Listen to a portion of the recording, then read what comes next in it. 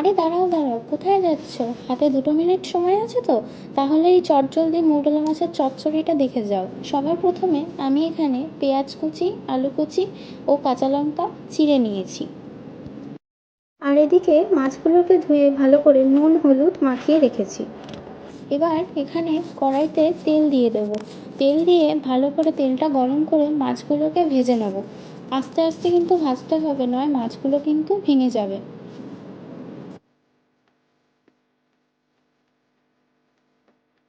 মাছগুলোকে ভেজে আমি এখানে তুলে নিয়েছি।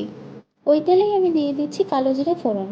তারপর আমি সেই কেটে রাখা আলুগুলোকে ভালো করে ভেজে নেব। আলুগুলো ভালো মতন ভাজা হয়ে আসলে ওর মধ্যেই দিয়ে দেবো পেঁয়াজ কুচি।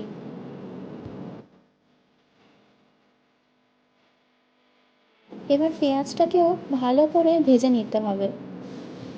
পেঁয়াজটা ভাজা হতে হতে চলো আমরা এদিকে মশলাগুলো বেটে নিই।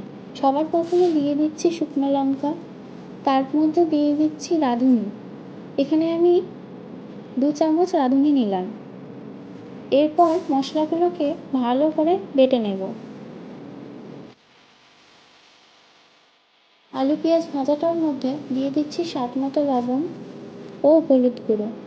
এবার মাছগুলোকে দিয়ে দিলাম। আবারও বলছি, মাছগুলোকে কিন্তু খুব আলতো হাতে নাড়তে হবে, নয় মাছগুলো কিন্তু ভেঙে যাবে। কিছুক্ষণ মাছগুলোকে ভালো করে নেড়ে নেওয়ার পর আমি এখানে দিয়ে দিচ্ছি রাঁধুনি আর শুকনো লঙ্কা বাটা, আর দিয়ে দিচ্ছি একটু জল। মশলাটাকে কিছুক্ষণ কষিয়ে নিলেই তৈরি হয়ে যাবে আমাদের মোরলা মাছের চচ্চড়ি। কি গরম গরম ভাতের সঙ্গে হবে নাকি? ভালো লাগলে একটা লাইক করে দেবেন, আর এরম ভিডিও দেখতে চাইলে আমাকে সাবস্ক্রাইব করে নেবেন।